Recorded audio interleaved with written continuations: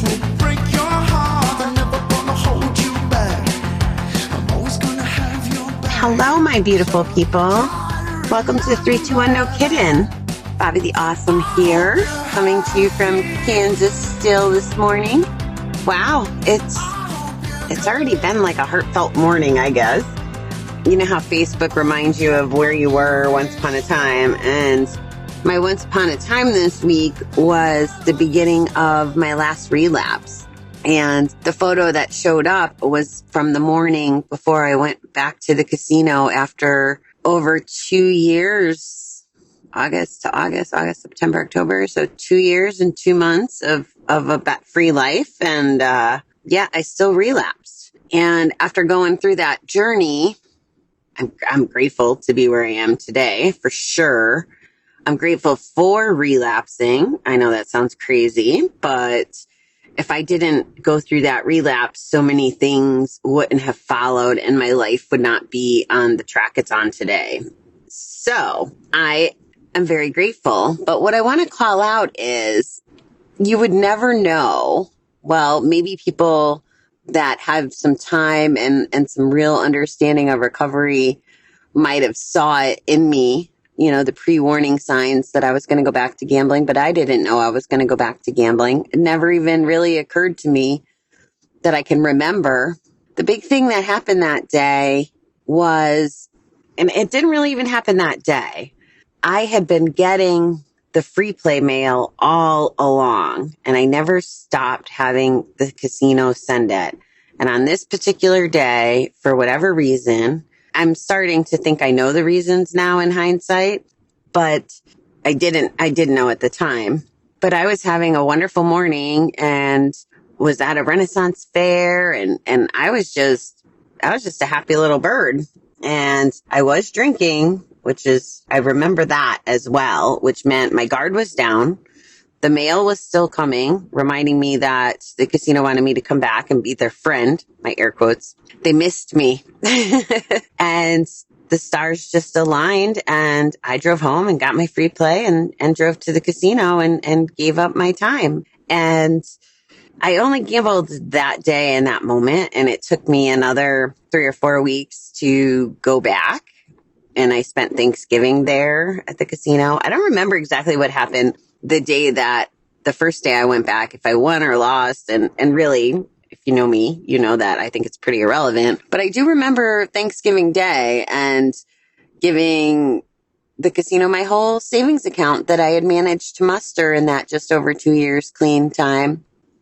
What was sad about, losing my savings account was, again, when I say it's not about the money, it's really not, because that savings account, it wasn't like it was life-changing money. It was just the first time I ever had that much money in a savings account in my whole life.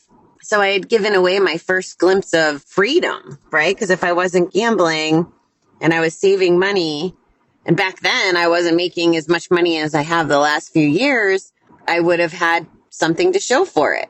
And then that's probably why I go around telling people, if you want to have more money, don't gamble. Like, people who gamble that claim they're they only tell us about the winnings. I don't know if you guys know that or not, but most people only tell us about the winnings, not the losses, unless it's some dramatic story about a bad beat or whatever. But you definitely have more money by not gambling. I promise. And the rare exceptions, unfortunately, I believe their days will come, that they will be behind instead of ahead. So anyway, I'm feeling a little, grateful. And it's just crazy to think that was just 5 years ago. I feel like it's been a lifetime ago at this point. And that's where my gratitude comes from. And that's where I want to just let you guys know, if you're still fighting the fight and going back, or even if you've had an amount of clean time and then relapse, it's okay. There's still a chance for you. If there was a chance for me, there was a chance for you. And all of our adventures are going to be different. So keep that in mind. This is not a get out of jail free card to go gambling. I'm not saying that. I'm not saying go back and say, oh, well, I can go relapse and it's okay because Bobby said so. That's not what I'm saying at all. I'm saying that Our journeys have value wherever they take us, and it's just okay. And it could be the foundation for our best life ever, or it could be a pathway to utter destruction and, the things that Gamblers Anonymous talks about: insanity, prison, and death. So just the relapse itself is a gamble, unfortunately. That's my thoughts on that today. Very, very relieved I'm not gambling today. That's for sure. So October 20th reading is as follows. John Haywood says, "Ye have many strings to your bow." Our recovery depends on our 12-step program and the principles we are learning. But we also need recreation and outside interests to stimulate our creativity and personal growth. Most of us can remember our beloved hobbies, crafts, and sports we enjoyed in childhood. For some of us, years have gone by since we last spent time on these interests. Now we're granted a second chance to rediscover those pastimes that so delighted us as children. Many of them were inexpensive, costing more in creativity than cash. Perfect for early recovery when finances are often tight. Outside interests can give our lives a new dimension of enjoyment. And whether we return to an old interest or find a new one, we need only please ourselves. We need only please ourselves. A hobby can get us to forget our troubles for a few minutes or a few hours, and as we give ourselves some simple, wholesome fun. Today, let me think of how I can enjoy my spare time. I don't think it's coincidence that these readings go back to hobbies and doing things that what I consider are in the self-care, self-devotion bucket. Because if we're not taking care of play, play is so freaking important. And the creative juices that flow when we're more clear-minded can help us play, can help us create, can help us do things that maybe we forgot about or maybe we didn't even know we were capable of. I know that one of the things that I'm tapping into is my writing. I've always been one of those people do you want to write a book? Yeah, I absolutely want to write a book. And I had never sat down or never made the time to do it. And now I'm in the process of writing 2 books. And I think there's a lot more to come because my creativity is flowing and I have the energy and effort to put into the writing, the books. It's just one example of the creativity. Maybe you're an arts and crafts person. I've shared with you that my girlfriend who gave up smoking started doing painting as a way to keep herself from being too idle and picking up the cigarettes. And not only is it going to show up as something fun, she's actually going to be able to create a side business off of her art because it's beautiful. I like that this called this out, is that a lot of these things don't have to be expensive. It does cost more in creativity than cash. So you can even be creative about your solutions. What is it that you want to spend your time on? What lights you up? What makes you happy?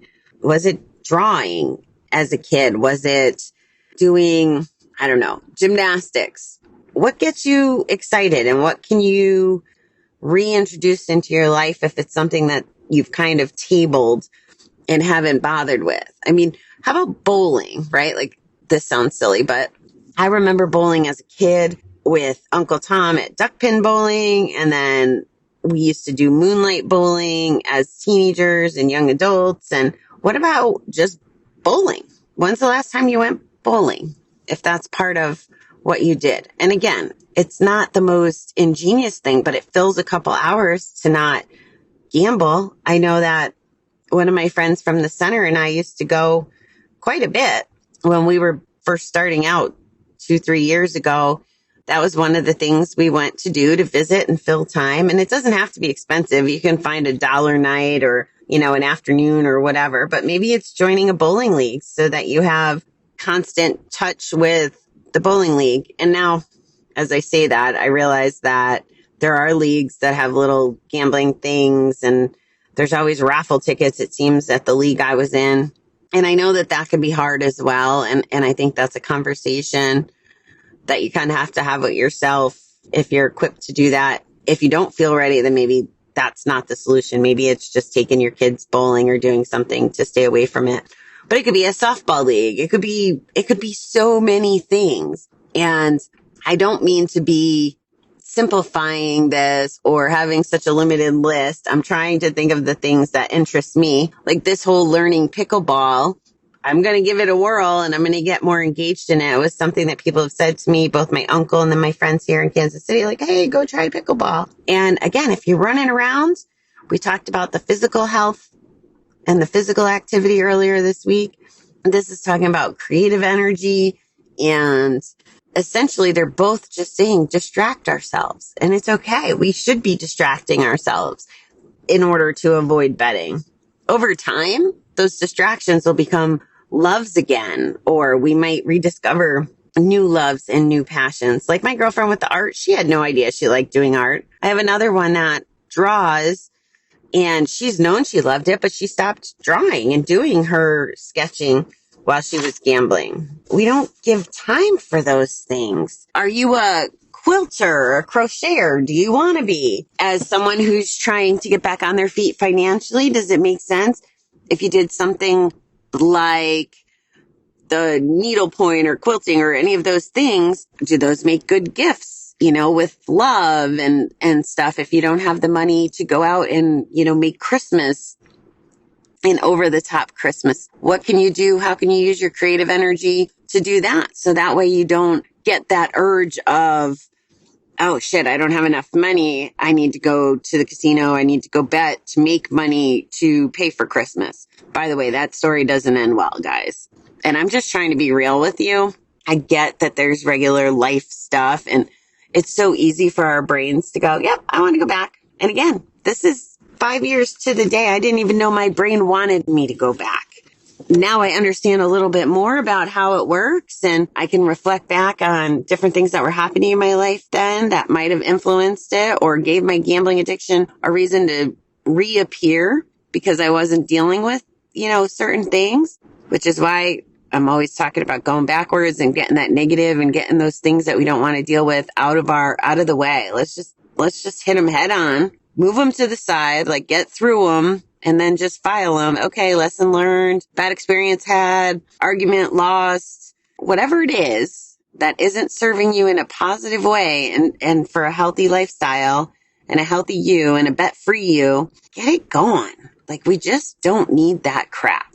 So today's message is about creativity and play, because I'm going to always advocate for play too. I think that it's so super important that we play, we channel our inner child, but as adults, and let's just be silly. Let's laugh. Let's, maybe it's coloring in adult coloring books and, making it the wildest design that we could ever imagine. Or maybe it's putting mindful, thoughtful effort into adult coloring books and making the biggest piece of art you've ever made. I don't know what that is for you.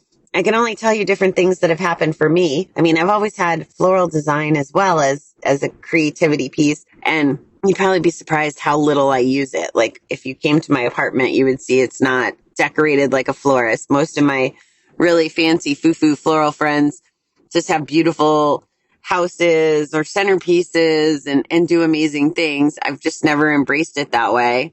But I could if I wanted to, or if I wanted to maybe share that gift with other people, maybe I would teach people floral design. I don't know. There's options. There's tons of options. So think about, that's your homework. Think about how to play and what creative juices you want to get flowing. Either find one hobby or creative outlet, and it could be as simple as writing. Maybe you have a book in you. I don't know. Now that I'm talking about that, I will be sharing with you guys some information about if you did want to write a nonfiction book. I have an amazing resource that could teach you how to do it in a very short period of time.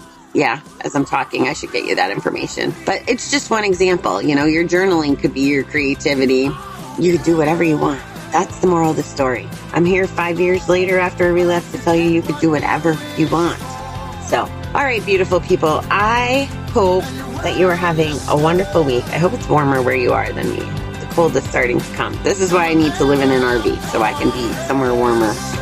When the brisk days come, I'm okay with a little chill, but this is getting a little ridiculous. Okay, find your creativity, find your playfulness, and I'll talk to you guys soon.